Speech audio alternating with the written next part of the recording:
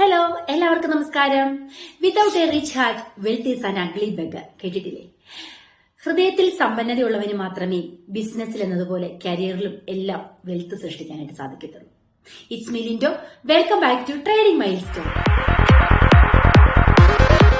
നമ്മൾ ക്യാൻഡിൽ സ്റ്റിക്കിന്റെ വീഡിയോയിലൂടെയാണ് കടന്നു പോയിക്കൊണ്ടിരിക്കുന്നത് അല്ലേ? അതായത് ഞാൻ പറഞ്ഞു 16 ഇമ്പോർട്ടന്റ് ക്യാൻഡിൽസ്. ഒരു ട്രേഡർ കറക്റ്റ് ആയിട്ട് അറിഞ്ഞിരിക്കേണ്ട ഇമ്പോർട്ടന്റ് ആയിട്ടുള്ള ക്യാൻഡിൽസിനെ കുറിച്ചിട്ടാണ് നമ്മൾ ചർച്ച ചെയ്യുന്നത്. അതിൽ 6 ബുള്ളിഷ് ക്യാൻഡിൽ സ്റ്റിക്ക് നമ്മൾ കവർ ചെയ്തു, 6 ബെയറിഷ് ഓൾസോ നമ്മൾ കവർ ചെയ്തു അല്ലെ? അപ്പൊ 2 വീഡിയോസ് കണ്ടിട്ട് വേണം ഈ ഒരു വീഡിയോയിൽ വരാനായിട്ട്. ഇവിടെ നമ്മളൊരു 4 ക്യാൻഡിൽ സ്റ്റിക്കിനെ കുറിച്ചിട്ടാണ് പറയുന്നത്. അത് ട്രെൻഡ് കണ്ടിന്യൂഷൻ പാറ്റേൺ ആണ്.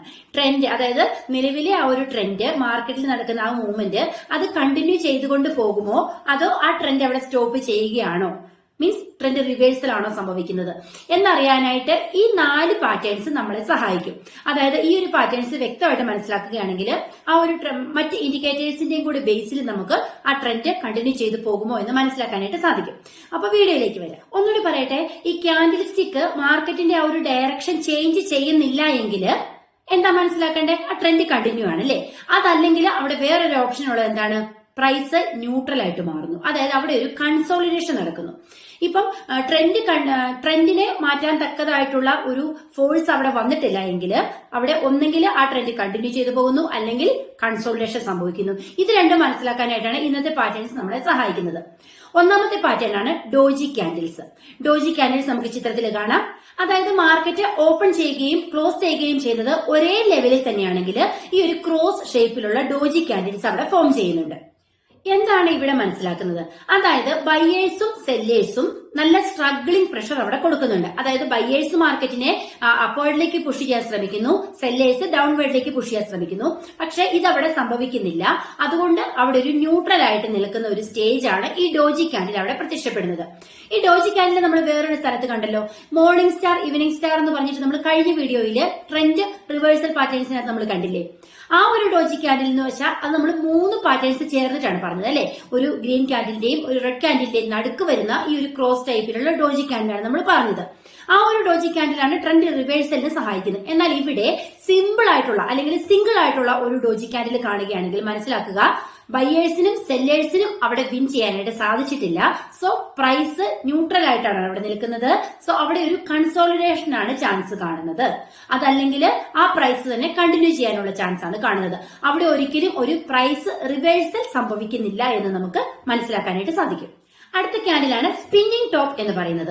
എന്താണ് സ്പിന്നിംഗ് ടോപ്പ് ക്യാൻഡിൽസ് എന്ന് പറയുന്നത്? ഇവിടെയും കളേഴ്സ് അത്ര മാറ്റർ ചെയ്യുന്നില്ല.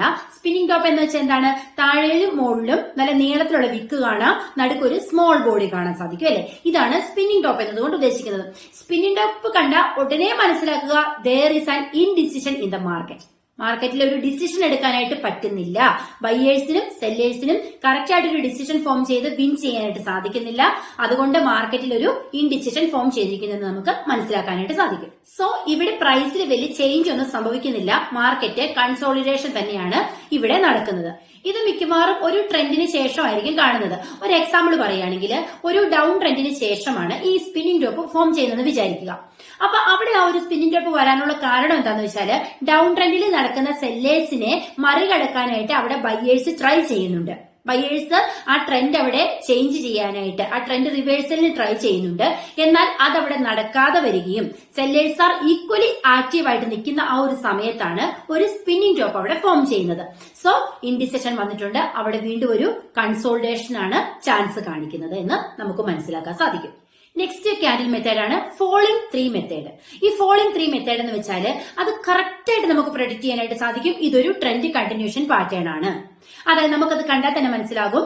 ഒരു റെഡ് ക്യാൻഡിൽ വരുന്നു, അതിന്റെ നടുക്ക് 3 ഗ്രീൻ ക്യാൻഡിൽ. നമ്മളിവിടെ ബെയറിഷിന്റെ മെത്തേഡിലാണ് പറയുന്നത്. ഇപ്പൊ ഒരു ഡൗൺ ട്രെൻഡിലാണ് പറയുന്നത്. ഡൗൺ ട്രെൻഡിലേക്ക് ഒരു റെഡ് ക്യാൻഡിലിന്റെ താഴെ 1 by 1 ആയിട്ട് അറേഞ്ച് ചെയ്ത് 3 ഗ്രീൻ സിഗ്നൽസ് കാണിക്കുന്നു. അതിനുശേഷം 4ാമത് വരുന്ന ക്യാൻഡില് ഒരു ബിഗ് റെഡ് ക്യാൻഡിലായിട്ട് ഫോം ചെയ്യുന്നു. അതായത് ഈ നിൽക്കുന്ന 3 ഗ്രീൻ ക്യാൻഡിലിനെ അബ്സോർവ് ചെയ്ത രീതിയിലാണ് റെഡ് ക്യാൻഡിൽ ഫോം ചെയ്തിരിക്കുന്നത്. ഇവിടെ നമുക്ക് മനസ്സിലാക്കേണ്ട ഒരു കാര്യം ഇതാണ്, താഴോട്ട് വന്നിരിക്കുന്ന ഒരു മാർക്കറ്റിനെ ബയേഴ്സ് ട്രൈ ചെയ്തു. ആ ട്രെൻഡ് റിവേഴ്സ് ചെയ്യാനായിട്ട് ബയേഴ്സ് അവിടെ ട്രൈ ചെയ്തിട്ടുണ്ട്. പക്ഷെ എന്താണ്, അവിടെ ബയേഴ്സിന്റെ അറ്റംപ്റ്റ് സക്സസ് ആയിട്ടില്ല. വീണ്ടും ഒരു റെഡ് ക്യാൻഡിൽ അവിടെ ഫോം ചെയ്തു. സോ സെല്ലേഴ്സ് തന്നെയാണ് ആക്റ്റീവ് ആയിട്ടിരിക്കുന്നത്. അതുകൊണ്ട് ആ ട്രെൻഡ് കണ്ടിന്യൂ ചെയ്ത് കൊണ്ടുപോകാനുള്ള ഒരു ചാൻസ് ആണ് അവിടെ കൂടുതൽ നിൽക്കുന്നത് എന്ന് നമുക്ക് മനസ്സിലാക്കാൻ സാധിക്കും. അതാണ് ഫോളോയിങ് 3 മെത്തേഡ്സ് എന്നതുകൊണ്ട് ഉദ്ദേശിക്കുന്നത്. അടുത്തൊരു മെത്തേഡാണ് റൈസിംഗ് 3 മെത്തേഡ്സ് എന്ന് പറയുന്നത്. റൈസിംഗ് 3 മെത്തേഡ്സ് വെച്ചാൽ എന്താണ്, നമ്മൾ ആദ്യം പറഞ്ഞ ഫോളിംഗ് 3 മെത്തേഡ്സിന്റെ നേരെ ഓപ്പോസിറ്റ് ആണ് റൈസിംഗ് 3 മെത്തേഡ്സ്. ഫോളിംഗ് 3 വന്നത് എവിടെയാണ്, ഒരു ഡൗൺ ട്രെൻഡിന്റെ ഇടയ്ക്കാണ് നമ്മൾ പറഞ്ഞു അല്ലേ. അത് ഡൗൺ ട്രെൻഡ് കണ്ടിന്യൂ ചെയ്തുകൊണ്ട് പോകാനുള്ള സൂചനകൾ തന്നു. ഇവിടെ റൈസിംഗ് 3 മെത്തേഡ്സ് വെച്ചാൽ എന്താണ്, നമ്മൾ എവിടെ കാണുന്നത്, ഒരു അപ് ട്രെൻഡിന്റെ നടുക്ക് ഒരു അപ് ട്രെൻഡ് നടന്നുകൊണ്ടിരിക്കുന്നു. അതിനിടയ്ക്ക് ഒരു 3 റെഡ് കളർ ക്യാൻഡിൽസ് വന്നെന്ന് മനസ്സിലാക്കുക. നമ്മൾ ചിത്രത്തിൽ കാണാം, ആ 3 റെഡ് കളർ ക്യാൻഡിൽസ് അവിടെ എന്തുകൊണ്ട് വന്നു, സെല്ലേഴ്സ് അവിടെ ട്രൈ ചെയ്തു. Sellers trying to push the market below the level, അതായത് താഴോട്ട് കൊണ്ടുപോകാനായിട്ട് ശ്രമിച്ചു സെല്ലേഴ്സ്. പക്ഷേ അവിടെ അടുത്തൊരു ഗ്രീൻ കാൻഡിൽ ഫോം ചെയ്യുന്നതോടുകൂടി എന്താണ്, മാർക്കറ്റിന്റെ കൺട്രോള് ബയേഴ്സിന്റെ കയ്യിൽ തന്നെയാണെന്ന് നമുക്ക് മനസ്സിലാക്കാം. സോ ആ ഒരു അപ് ട്രെൻഡ് അവിടെ കണ്ടിന്യൂ ചെയ്തുകൊണ്ട് പോവുകയാണെന്ന് മനസ്സിലാക്കാൻ സാധിക്കും. അപ്പൊ ഇത്രയേ ഉള്ളൂ. ഇതാണ് 4 ട്രെൻഡ് കണ്ടിന്യൂഷൻ പാറ്റേൺ എന്നതുകൊണ്ട് ഉദ്ദേശിക്കുന്നത്. അപ്പൊ ഇന്നത്തോടുകൂടി നമ്മൾ ആ 16 കാൻഡിൽസ്റ്റിക് മെത്തേഡ്സ് ഇവിടെ കംപ്ലീറ്റ് ചെയ്ത് കഴിഞ്ഞു. ഈ 16, അതായത് എല്ലാ ട്രേഡേഴ്സിനെ സംബന്ധിച്ചിടത്തോളം ഒരുപാട് കാൻഡിൽസ് മാർക്കറ്റിൽ കാണുന്നുണ്ട്. എല്ലാത്തിന്റെയും മീനിങ്സ് നമുക്കറിയാം, പേരുകൾ അറിയാം, വളരെ രസകരമായിട്ടുള്ള പേരുകളാണ് അല്ലെ.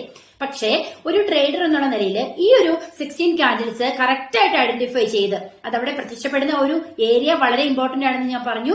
അത് കറക്റ്റ് ആയിട്ട് ഐഡന്റിഫൈ ചെയ്ത ശേഷം മറ്റ് ഇൻഡിക്കേറ്റേഴ്സ് കൂടി ആപ്റ്റ് ആണോ എന്ന് നോക്കി നമുക്ക് നല്ല ട്രേഡ് എടുക്കാനായിട്ട് സാധിക്കും. ഞാൻ പറയട്ടെ, ഞാൻ വളരെ കാൻഡിൽസ്റ്റിക് യൂസ് ചെയ്തിട്ട് പ്രൈസ് ആക്ഷനിൽ ട്രേഡ് എടുക്കുന്ന ഒരാളാണ്. ഒരു ദിവസം ഞാൻ ട്രേഡിംഗ് മെത്തേഡ്സ് നിങ്ങളെ കാണിച്ചു തരാനായിട്ട് എനിക്ക് ആഗ്രഹമുണ്ട്. അപ്പൊ വളരെ നല്ല രീതിയിൽ ഈ ഒരു കാൻഡിൽസ്റ്റിക് പാറ്റേൺസ് ഉപയോഗിച്ചിട്ട് നമുക്ക് നല്ല ട്രേഡുകൾ ഏൺ ചെയ്യാനായിട്ട് സാധിക്കും. ഇപ്പൊ നിങ്ങൾ ഇത് ചാർട്ടിൽ കണ്ട് മനസ്സിലാക്കുക. ഞാൻ എപ്പോഴും പറയുന്നു, നമ്മൾ സ്വയം ചെയ്തു നോക്കിയാൽ മാത്രമേ നമുക്ക് അതിന്റെ റിസൾട്ട് ഫീൽ ചെയ്യാനായിട്ട് സാധിക്കത്തുള്ളൂ. തിയററ്റിക്കൽ ബേസിൽ പഠിപ്പിക്കാനായിട്ട് എല്ലാവർക്കും എളുപ്പമാണ് അല്ലെ. പക്ഷെ അത് പ്രാക്ടിക്കലിലോട്ട് വരുമ്പോഴാണ് അതിൻ്റെതായിട്ടുള്ള ഒരു സ്ട്രെയിൻ അവിടെ സംഭവിക്കുന്നത്. ഏതൊരു കാര്യമായാലും നമ്മൾ എക്സ്പീരിയൻസ് ചെയ്ത് നോക്കുക. എന്നിട്ട് അതിന്റെ റിസൾട്ട് നമുക്ക് കിട്ടുന്നുണ്ടോ എന്ന് പരിശോധിക്കുക. റിസൾട്ട് കിട്ടുന്നുണ്ടെങ്കിൽ അത് കണ്ടിന്യൂ ചെയ്തുകൊണ്ട് പോവുക, ഇല്ലെങ്കിൽ അത് നമുക്ക് ഒഴിവാക്കാവുന്നതാണ്. പുതിയ മെത്തേഡ്സിലോട്ട് നമുക്ക് പോകാവുന്നതാണ് അല്ലെ. അപ്പൊ അടുത്ത ദിവസം പുതിയൊരു ടോപ്പിക്കുമായി നമുക്ക് വീണ്ടും കാണാം. അതുവരേക്കും ബൈ ബൈ.